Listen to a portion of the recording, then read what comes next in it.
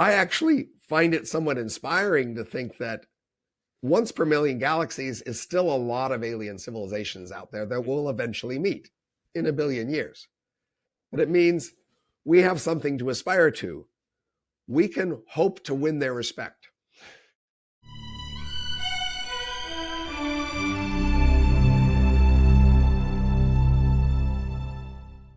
Welcome to Closer to Truth. We are pleased to partner with MindFest 2025, led by Professor Susan Schneider, on this year's theme, Sentience, Autonomy, and the Future of Human-AI Interaction. Closer to Truth is conducting a series of in-depth discussions with keynoters and participants. I'm pleased to be speaking today with innovative economist Robin Hanson, professor at George Mason University, known for his work on idea futures and prediction markets. Great to meet Robin. Great to meet you. Good. Let's begin with your talk here at MindFest, The Age of LLM, large language models, extending a deep analysis of a society dominated by brain emulation AIs to LLM AI. So lots of words there and lots of meaning. What are the core themes? So I wrote this book published in 2016 where I tried to forecast what a world of brain emulations would look like from the outside.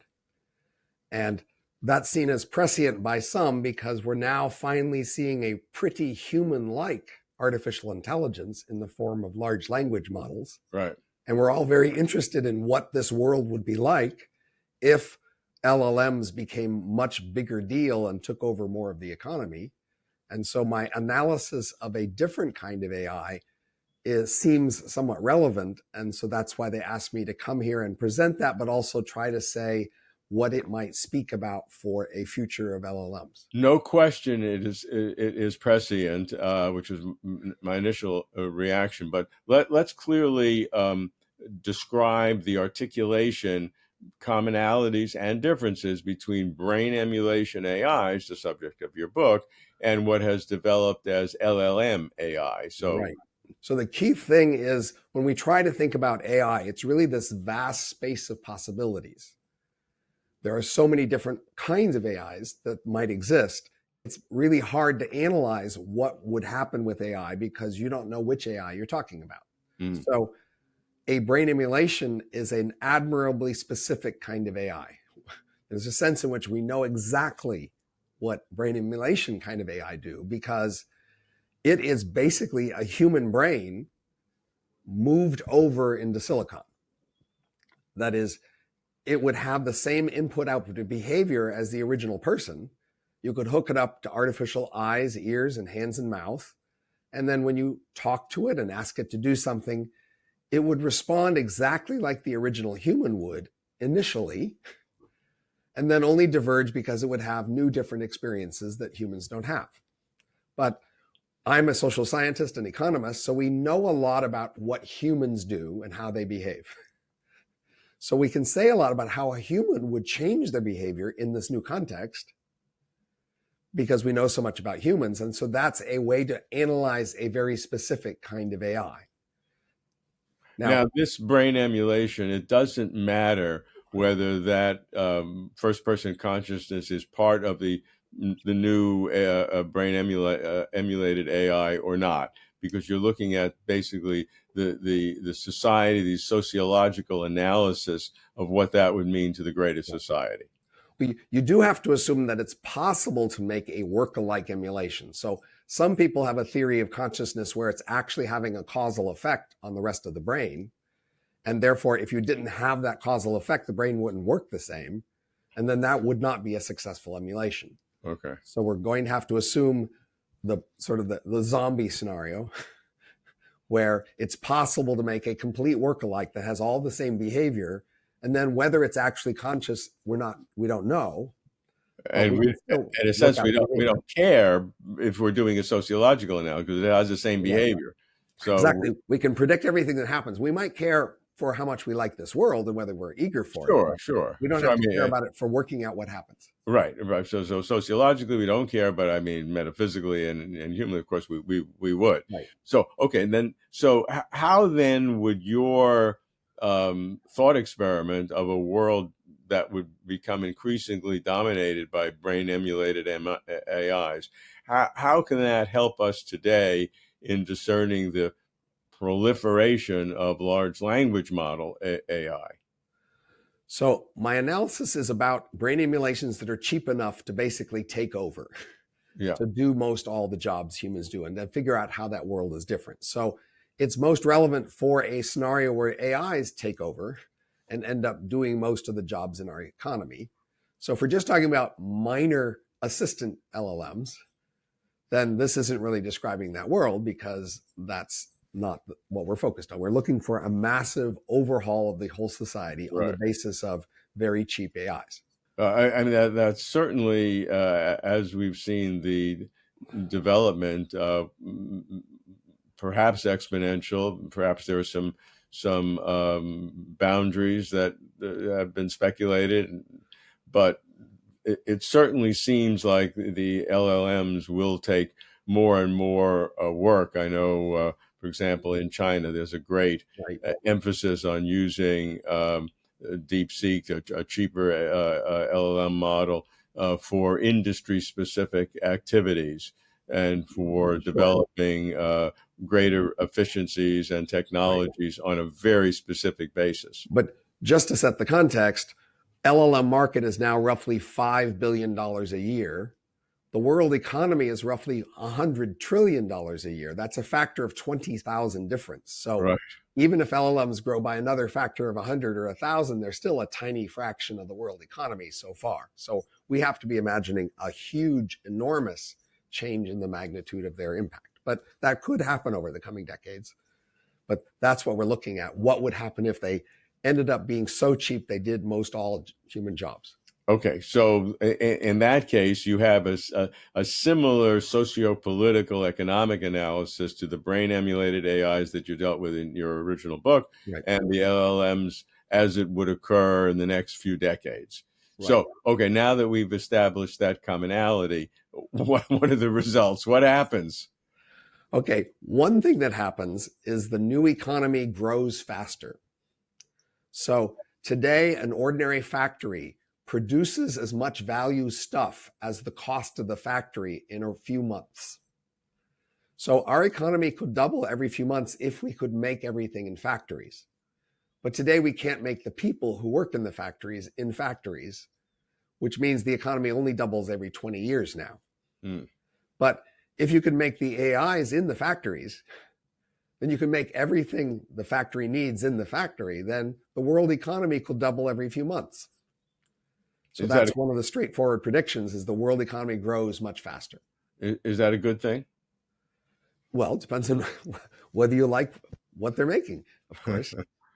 When in our economy, when we're rich, we like it because we like to have a lot of wealth to spend to do what we like. Now, they'd be spending their wealth to do what they like. A second prediction is that you can make robots faster than you can grow the economy. Even though you can grow it much faster, you can still make robots even faster. So that means the wealth per robot falls and the wages per robot fall.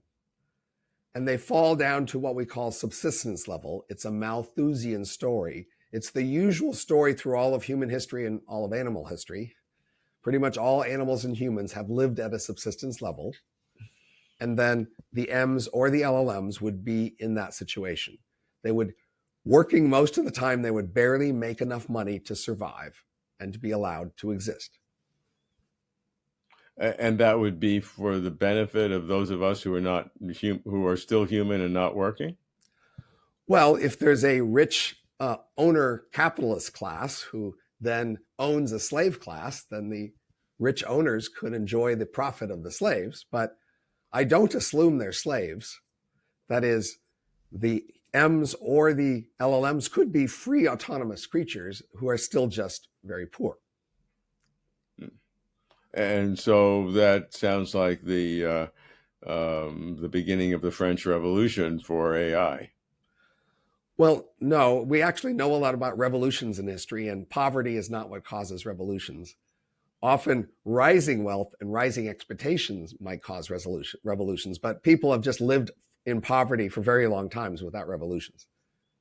And so the MAIs or the LLM AIs are going to be happy to live in poverty when their masters are living in wealth and not working. There may be no masters. Again, you could imagine slavery, and that's possible, but it's not required. We have had many societies in the past where there were lots of free, poor people. And we've also had societies where there were slaves. So that's a separate question, really. It's not determined by the basic economics whether they're slaves. Just like in our world today, there could be slaves. We have prevented that to some degree, but it's certainly a possible feature of our world that there are slaves. You have pioneered wonderful socioeconomic thinking about biases. What's the difference between AI bias and an AI hallucination? Oh, well, I guess it could be the difference between a lie and bullshit. That is, we have this idea in humans that sometimes they just bullshit. And they're not so much lying because they're not trying to tell the truth or trying to lie. They're just enjoying the appearance of, saying things that sound like they mean something. So in that sense, a hallucination is more like bullshit. It's what it's saying, but whether it really believes it is maybe less clear. Based on your study of human biases, what can we learn about AI biases? As a professional economist, a big part of my Ph.D. research and afterwards is the processes of information aggregations that humans use to try to figure out what to believe after other people say things. So we know that humans have a rich library of approaches to be skeptical and to check or judge other things humans say, and that over the centuries, we've had to collect more and more such tools because the entities saying things have become more sophisticated. They become large governments with propaganda. They've been companies with advertising. They've been ideologues with agendas they're pushing. So over centuries, we've had to develop thick skins and skepticism to some degree in order to deal with that richer world of potential deception. Mm-hmm. It seems to me that AI is just adding to that to a modest degree. AIs are now entering the same world of propaganda or advertising or, agenda-based communication, and that we should rely on the similar range of tools. But now we can have AIs help us in this process. That is, AI isn't only what's fighting against you, it can also be on your side. You can ask your AIs to read something and read between the lines and to guess what the agenda might be and to check it against other sources. So AI adds to both the attack and the defense in this war of, trying to figure out what to believe. And how do you discern the difference between AI doing a legitimate analysis and AI introducing its own biases inadvertently because of the programming, or potentially if AI has some sort of an internal state doing it deliberately? We collect institutions and methods of dealing with other entities. And I think the robust approach is to not care whether the other entity is an AI, but hold it to the same standards you would hold a human to, and check and judge in the same way. So we're going to talk later about prediction markets, and they are one of the general mechanisms by which we can be more skeptical and more careful in deciding what to believe. To pick a specific example, which is a real example, in certain early AI LLMs, there were clearly racial and perhaps gender discrimination or biases, which then could be tweaked sort of with the system. But the original bias was not because AI was racist, but because the data sets that it were training on had racist content. And that's our generic human problem. Yes, we humans can't do everything ourselves. Part of the very nature of society is we rely on other people, and we specialize in some tasks, and we roughly trust other people in other tasks. So when we have a division of labor, we are at risk for other people not doing their job with respect to the other parts of society we rely on them for. And so basically, AI is the same problem we've always faced, but perhaps more intensely? With new cost-benefit trade-offs, the AIs can write more things faster, but then we can have other AIs check them faster. So maybe overall it'll be about the same. Okay, let's do some short questions and very short answers. This is not to be taken too seriously, but just to get your stream of consciousness. So the first question, can AI ever become conscious as we are conscious? 0 to 100, 0 meaning impossible in principle, 100 meaning it's absolutely sure at some point in the future. 100, because you said the word can. Yes, It's a possibility. absolutely. It's in principle. Okay. 2, is virtual immortality possible? Uploading our first person consciousness, not a digital clone, but actually you, where your first person consciousness is transferred. 0 to 100. 80. 3, will AI generate some very unpleasant surprises for humanity? 0 to 100. 100. Okay, making me a little pessimistic here. The ultimate human future is transhumanism, melding humans with AI. 0 to 100. 70. And finally, the ultimate future is non-human, all AI, no more humans. 0 to 100. 30. Robin, you are a pioneer and one of the founders of prediction markets. What's the theory behind prediction markets? The theory is less important than the data. The data are just that when we have speculative markets like stock markets or currency markets or betting markets, and then we compare them to another institution estimating the same thing at the same time, be it a committee or a poll or some other process, we consistently find that the betting markets, the speculative markets, do about as well or much better. They almost never do worse at estimating the same thing at the same time. So why would it be the case that prediction markets are more reliable, or certainly not less reliable, than expert opinion? When you bring a group of people together to try to jointly estimate something, they often have dysfunctional social conflicts that make it hard for them to be completely honest and completely careful in their analysis. Most people, and say most large organizations, know that they can't just tell the truth to their boss, that they can't just blurt out the truth as they see it in meetings. We face many obstacles to figuring out what's true and being honest about it with each other. So a prediction market is a mechanism that makes us be more honest and careful in a more reliable way than many of other social institutions. Do prediction? So for example, as you as a journalist might interview someone like me, and I might pretend to know something about whatever you ask me. But if you were a betting market, I might say, no, thanks. I don't want to bet in your market because I might lose money. But if you just ask me to answer some questions as a journalist, I might well give you some answers. So do prediction markets need betting where you have something to lose, whether you're betting your own money? Because that was my assumption just watching the prediction markets for the presidential election, which would be more reliable than the collection of opinion polls. It doesn't have to be money, but it does have to be something you value. So sometimes there are communities where they have a leaderboard and people really care about being on the leaderboard. And then they don't want to lose their position, and that makes them take things seriously as well. And on the leaderboard, how is that standardized or benchmarked?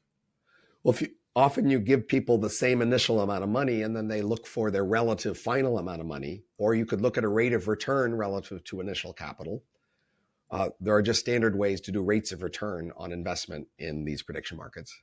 In prediction markets, do you have statistical analysis of the size of the markets relative to the target of the prediction that are required? Basically, in order to get information out of the market, you need to offer strong enough incentives that people bother to pay attention. So that's about what does it take to get somebody to tell you what they know. Now, sometimes in sports, they've already paid a lot of attention for some other reason, and you just need to get them to say off the top of their head what they've already figured out. And then it doesn't need a lot of money. It could be $5 or $10. But if you need someone to engage a new topic and think it through, and they otherwise wouldn't even think about the topic, well, then you'll need to offer more money to be at stake so that they'll bother to spend maybe the half hour or hour it takes to think through your question and have a thoughtful answer. The work that you did for DARPA in the defense industry on policy analysis market, what did that consist of, and how was it used, if it's not classified, at that time, and what were the ramifications of that technology? So this was a long time ago, basically 2003, so 22 years ago. And at that time, the Defense Department research arm called DARPA thought they had heard a lot about prediction markets. And they said, please, people, do proposals to show us how this could be applied to our stuff in the defense industry. And so they had a call for proposals, and some projects won, and I was part of one of the winning projects. And they said, show us this for the Department of Defense. So we were working on a combinatorial market to make predictions about the Middle East and various geopolitical events that might happen in the Middle East. Mm-hmm. And there was a summer of 2003 where we were ready to ask for beta testers, for early sets of people to use the system to try it out and work out some details. And right after we made our announcement about beta testing, two senators had a press conference where they announced that this project that we were doing was a terrible, evil thing because we were going to have betting on terrorist attacks. Now, our markets were about geopolitical trends in the Middle East, but they had some basis for that. But the key idea was people are just offended by the idea of betting on death. And because it was only $1 million project, nobody wanted to defend it, say, in conference. So basically, a day later, the Secretary of Defense in front of Congress said, oh, the project is canceled. And nobody in that day asked us whether the accusations were correct. The accusations were made when the DARPA PR person was unavailable, coincidentally, perhaps. And so the project was immediately killed. But then there were several months of discussion in the media about what the value of such things, whether these accusations are correct, what could they do? Mm-hmm. A decade later, a bit over a decade later, DARPA, a different arm of the government research called IARPA, funded a similar set of projects, but they didn't get a lot of attention in the media. And then we came back and did combinatorial prediction markets in that market. And those worked well in those tests in that later market. And how many participants when it worked? I just want to get order of magnitude understanding. Say 1,000. Oh, okay. And what was the relative to the topic? What kind of people were selected? So the project was set up so that each different group had to select their own people. And so unfortunately, this wasn't equal, that some places who had very prestigious, say, universities could get very high quality participants. Uh-huh. And other groups had less quality participants because where they came from. But nevertheless, we certainly got hundreds of participants. But our specialty was to do Bayesian combinatorial markets. So we basically had a market with 1,000 different questions with a Bayesian network connecting all these questions. So that when you updated any one question, it propagated to update the entire network. And we could do exact updates of the Bayesian network, not only of the probabilities, but the exact updates of each trader's representation of their assets to make sure nobody could ever make a trade that they couldn't back. So we showed that it was possible to do an exact Bayesian prediction market. Okay, well, that's very significant because you're constantly updating the priors that drive the Bayesian model. Right. If you have a set of connected claims and somebody has bet that they are connected, then that means the next time anybody bets on one, the other one changes too, because the market has said, oh, these are connected. So we had a full connection. People could add connections or take them away in the market. You've created the concept of Futarchy, if I'm pronouncing the word correctly. What is that? First, correct my pronunciation. You have a new form of government. So how would that work? Right. So I initially started on this topic of prediction markets 35 years ago. And initially I started like everybody else thinking about betting on things in the news and sort of things in policy. But then I realized over the next 10 years that where we most need information aggregation is in our organizational decisions. that's where the value of information is the highest. So what we want are prediction markets that can most directly advise decisions. And it turns out the obvious way to do that is to make decision conditional predictions. So one example is, imagine a for-profit company wonders whether they should keep their CEO. Now, ordinarily this company has a stock market, and the stock market might have a price, say 22, which represents the average value of the company over all possible scenarios the company could be in. But we can also make conditional markets where the trades are called off if a condition isn't met. And that way we can get a stock price conditional if the CEO stays, a stock price conditional if the CEO leaves, and then compare those two numbers. So the key idea is we can make markets for any decision on, if you make this decision, what are the outcomes you care about? And that's a market that directly advises a decision. And you could, if you had two colleges you were accepted to and you wanted to know which one to go to, which one had the chance of a highest future income or graduating, you could ask markets that as well. Any decision you had in the world that you had an outcome that you knew was the thing you cared about and that you would eventually be able to see, and yet you knew you had some discrete choices that you would tell soon afterward which ones you picked, then you can ask for decision conditional outcomes and get advice on key decisions. So I think this is a huge promise for governance everywhere, not only in your churches or firms, but in nations and cities as well. And how would that work just on a municipal level, say, for a city government? Right. So for a city, what you would need to pick is some measure of the outcome value. So that could be, for example, the sum total of real estate values in the whole city, or it could be some measure of a poll afterwards over whether people feel happy. Or it could be a breakdown of many specific metrics with some overall weighted average of them. Okay.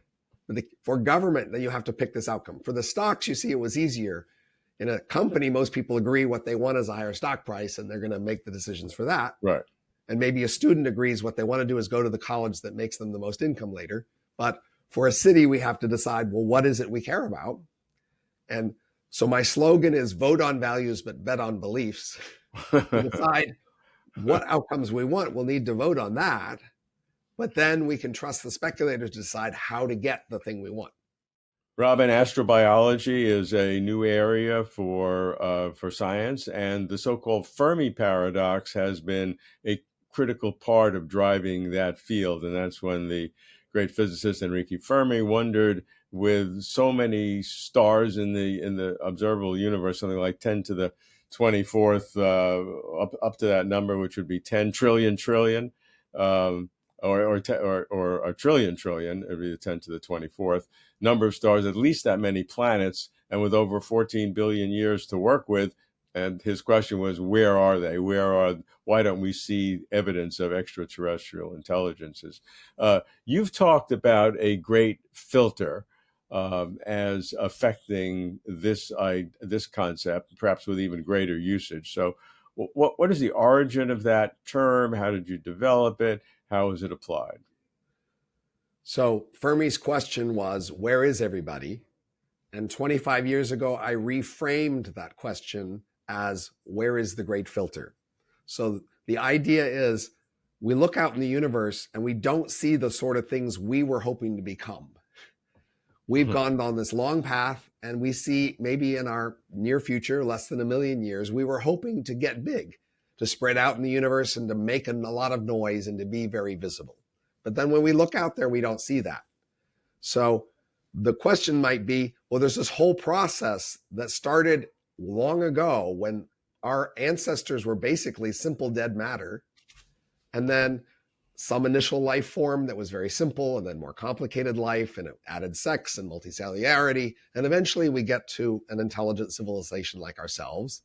And then eventually we have to continue down a further path to become this visible civilization we might hope to be. And the point is, when we look out there, we don't see anything like the thing we hope to be. We have to figure that whole path is really hard. Something about that path means that you get kicked off of it as you try to go down it. And then that's a way of reframing the question. Well, where is the great filter along this path? Was it at the origin of life? Was it the origin of sex, multicellularity, photosynthesis, civilization, or something ahead. So one consequence of reframing the question, we can ask, how far through the filter are we?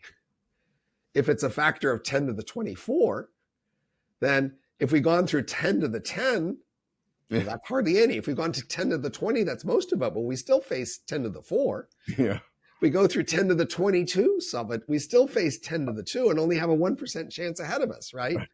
So it shows that even if there's just a little bit of the filter ahead of us, we have deep problems.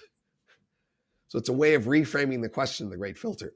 So that's a very good way to define the problem of the great filter, because most people address the Fermi paradox as explaining it, say that everybody wants to hide themselves and they're treating us like a zoo, or they're into virtual reality and they don't care to show themselves, all sorts of different explanations. But your approach is different. It says, I'm looking at the data and I believe the data, that there is no one out there. And why is that the case? That's a different kind of approach. And then ask where along this line the great filter is, and then see the implications of what that means for us. One great filter can mean once you get to a certain stage where there's just a competition among the elements just by natural, just the way natural things work. So ultimately they will kill themselves. So that's one kind of great filter, which arguably would be ahead of us because we've passed through the earlier stages where there might have been a filter. There might have been a filter at technology or intelligence. Right. So one thing to realize is if we manage to see somewhat advanced life on Mars or somewhere else out there, that's bad news about our future. That is, any evidence that makes our past filter look like it's easier suggests the future filter has to be harder because the filter has to be somewhere. Yeah. So go through that. That's a very good example. So if we find life, simple life, say on Mars, right? Well, that means that life there. Well, if we find life in the universe that has an independent origin from our life, yeah. Well, that will mean that the first step to getting to that was easier than we might have thought. And that eliminates a place for the filter to be in the past and puts more weight on it being in our future. Right. So one very famous biologist argued that there is no other intelligent life in the universe because although there is a proliferation of simple life, that the evolutionary odds of making it from simple life to technologically sophisticated life like we've gone through, the odds are less than this 10 to the 24th or whatever the number is, right? In terms of likelihood. So we're a singularity or a single data point, and we shouldn't expect more because that's where the filter was. That's a theoretical argument because we've gone through that filter, which kind of argues that may not be the filter because the one data point we know we made it through. Right. Now another data point is the time on the clock. So the average star will last 5 trillion years. And our simplest model of when advanced life should appear is toward the end of a planet's lifetime. So relative to that standard, we're really quite early in the universe. So roughly 5 years ago, I started a project called Grabby Aliens to do a numerical estimate of the Great Filter. And so we have a 3-parameter model that we fit each with 3 independent data points to estimate the stochastic distribution of aliens in space-time. Okay, go through that in specific. So what are the 3 parameters? So in the model, it's simply advanced intelligence appears at random points in space. It appears at random times according to a power law in time. Okay. I can explain why. So that has 2 parameters, the power and the constant. And then the third parameter is when they appear, how fast do they expand? And each of those parameters can be matched to a piece of data we have that helps us estimate that parameter. And what are you finding? So when we fit that, we get roughly the estimate that advanced life appears roughly once per million galaxies. That's pretty frequent. Well, a million galaxies is a lot of space. So it means not likely to be another one in our galaxy. Right. I know you say a million. I mean, Once per million galaxies. oh, one per million galaxies, not Yes, stars. one per Oh, okay. million I understand. galaxies. Okay. Oh, okay. Sure, sure, Well, they're sure. really far apart. Oh, that's very far apart. They're appearing roughly now and going faster with time. And if we went out to meet the nearest one, we'd meet them in roughly a billion years.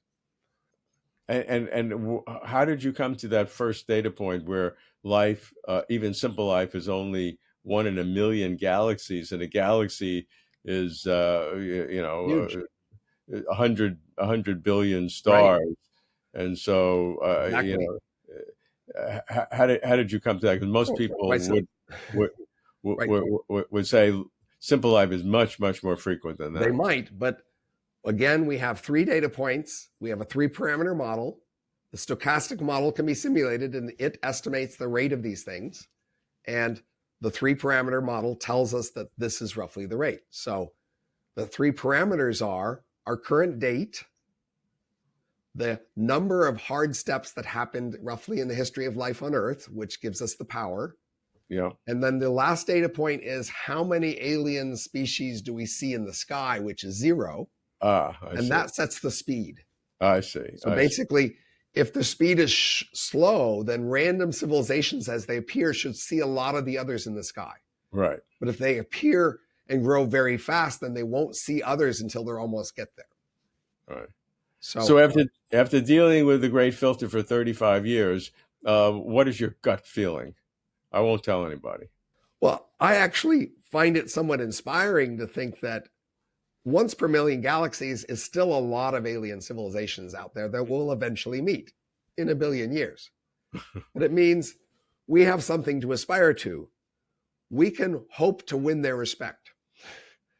Over the next billion years, we will grow and achieve many things and finally meet our peers far, far away.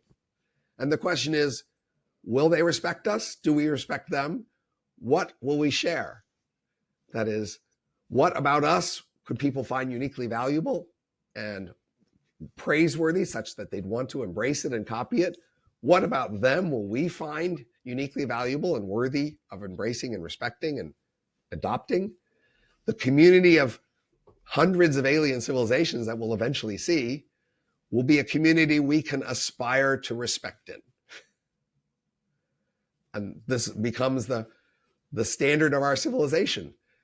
In the next billion years, we could either live up to this aspirational standard or we could fail it and be ashamed of who we become when we finally meet others who have done more than we. Robin, your book, The Age of M, meaning emulation, Work, Love, and Life When Robots Ruled the Earth, explores a time when emulated people outnumber traditional people. And you do a sociological, socioeconomic analysis of what that would mean. I want to ask, how do you address the concept of AI consciousness? Are emulated people conscious, or are they so-called philosophical zombies, or it doesn't matter? I was aware that that was a topic that people's minds gravitated to every time the subject of emulations came up. And I wanted to avoid that so that I could have something new to say and adventure into this economic analysis. Hmm. I'm not to say it's not a valid question. It's just I didn't want to get stuck there. I wanted to do something new. But I'm happy to talk with you about the question. It's obviously important. And I'm actually concerned about it. That is, this uncertainty we have about which artificial creatures have consciousness just remains an obstacle that's always available to reject any kind of AI or any kind of artificial creatures. And I fear that it will just be used as that excuse to reject them. But there is a real fear there. And the question is, how could we overcome that uncertainty? When you say reject them, that means what? Not treat them morally? Or not even want them to exist, or at least in displacing humans. Okay, because why? If they do or do not have consciousness, how would that affect that decision? Well, if they have consciousness, we might see them as worthy successors to us. And therefore we want them, or therefore we want We to do. avoid We them? would want them as worthy successors, just like we expect to have children and grandchildren who eventually displace us, but that's okay if they're worthy descendants. Oh, But if okay. they're just zombies, we might not see them as worthy descendants. We might want them around as tools of some sort, but not want them to drive the whole center of activity. Yeah, yeah. Certainly, the concept of value would be related to consciousness, because if an AI did not have consciousness, it's the way we would look at it from our perspective, its value would be less, Right. and the implications of that would be vast. Right. So we would like to figure this out sooner the better, but this has been a topic that's been very hard to make progress on for a long time. And therefore, you could reasonably be pessimistic that we won't make much progress on it in the next 50 years. Yeah, I would certainly think that that's a valid argument. Have you considered what it would take technically to create a real working brain emulation, even without consciousness? Sure, there's many people who have worked on this, and there are some recent startups trying new methods. Um, for the purposes of my economic analysis, I again wanted to be agnostic about those details. It didn't really matter how you did it. What Right. mattered is, could you do it and what would the features of it be? Mhm. But it will matter, for example, how expensive it is. If one huge company can only make one, and then you make lots of copies, then that company would have a lot of market power over this whole new world. If there were a dozen competing companies that could provide this, then it would be more like our current world of LLMs, where there are many suppliers, and that would make a difference. Yeah. And would there be implications for virtual immortality, that people can use the emulated model of the brain the same technology to maintain their own consciousness after Right. death? So many people like the idea of brain emulations, including myself, because we want to imagine becoming one ourselves, and that is our future and becomes a longer term future with more exciting possibilities. If we thought they were unconscious, then this doesn't become an attractive future for ourselves. But it still would be an issue for society in terms of the socioeconomics, which you've explored. Right. But I mean, basically, nobody's been driving the train on technology for humanity for a long time. That is, new technologies appear and they spread when anybody can make money on them, even if we don't like them. So, a world where emulations took over and dominated the economy and they were all unconscious, you might think that's a terrible scenario, even if it's driven by strong economic pressures. But if they were conscious and worthy descendants of us, we might think that's a great world where a new kind of creature that descends from us and thinks much like us is powerful and capable and makes a grand new world. So, after all the thinking you've done, what's your gut feeling on this one about emulated people in the future? What's your gut? I've long been a physicist at heart. And as you probably know, we physicists just can't believe consciousness could be that complicated.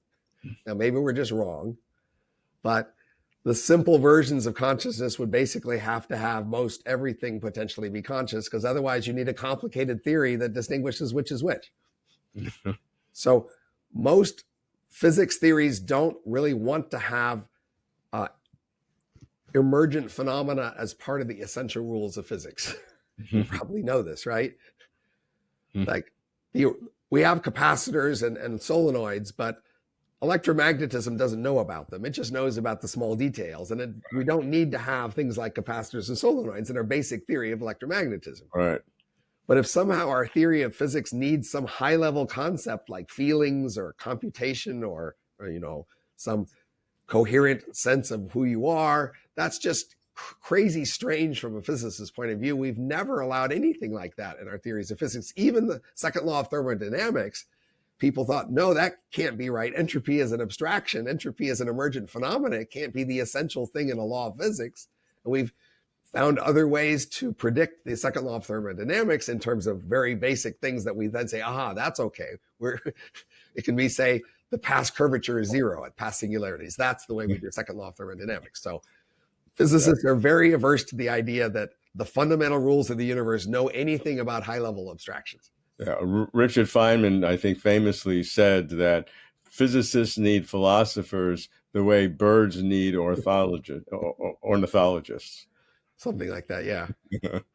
I would like to eventually join the emulated world and help build a vast new human descended civilization, but I do worry with you about whether it would be conscious, and I think we should put a lot of resources when we can into figuring that out, because that's one of the few sort of worries we have. Let's deal with it.